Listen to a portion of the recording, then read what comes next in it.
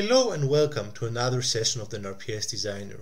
Here we will explain how easy it is to extend the database with novel pathways, which might encode for domains with new specificities. The work we will do here is based on this very recent article, in which mass spectrometric analysis of Streptomyces roseosporus was used to identify the gene cluster coding for stenothricin, a non-ribosomal peptide. Out of those genes, we'll now try to add STEN-S into our database.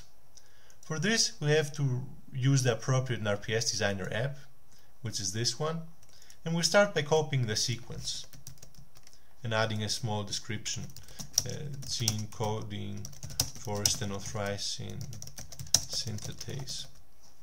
Then we can add some reference, in this case a PubMed reference to our paper, and of course also the source of our sequence, which has a GenBank identifier, so we also go ahead and add that. And now what's very important is to specify the source of this non-ribosomal peptide synthetase out of which it can be cloned.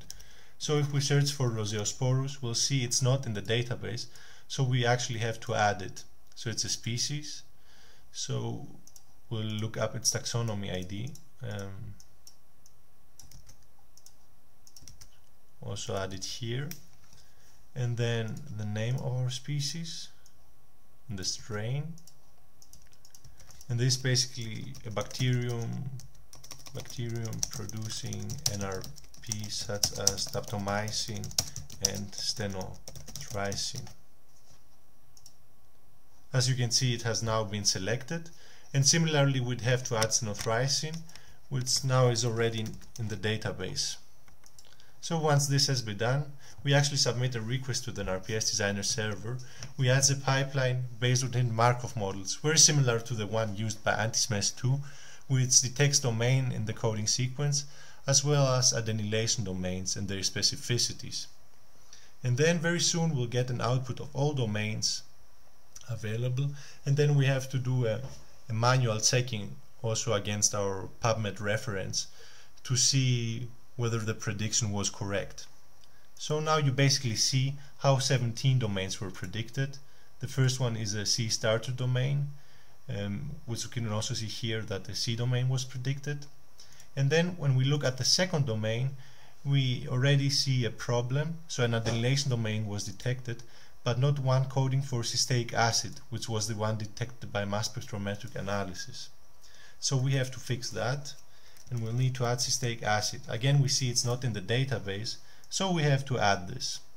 So we add a new substrate, which is in this case cysteic acid.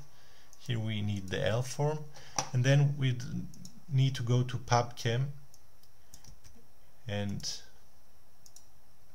add the reference here. For the visualization purposes, it's also very important to add a 3D SDF file. So we go here, and as soon as we get our file, we'll copy it here, and then we'll also look for an enantiomer. So for D-cysteic acid, there it is. Then we have this option here to also add the information for the enantiomer. Again, PubChem, and also let's get its SDF file.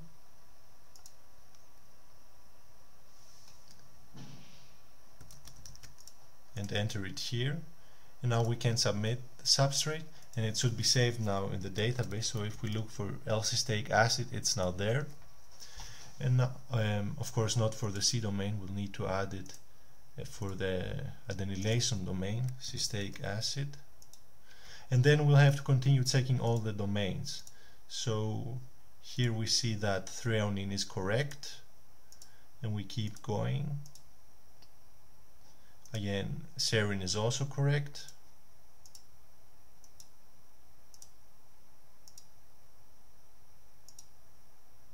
Threonine here is also correct.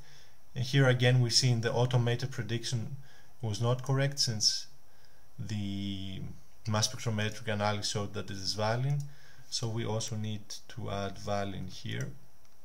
And now basically we are done with the curation, and we can save our coding sequence. and as you can see, it was successfully added to the database. In the next video, we'll explore how this affects the NRPSDesigner database and also how quality control is achieved despite every user being able to add new contents to the database.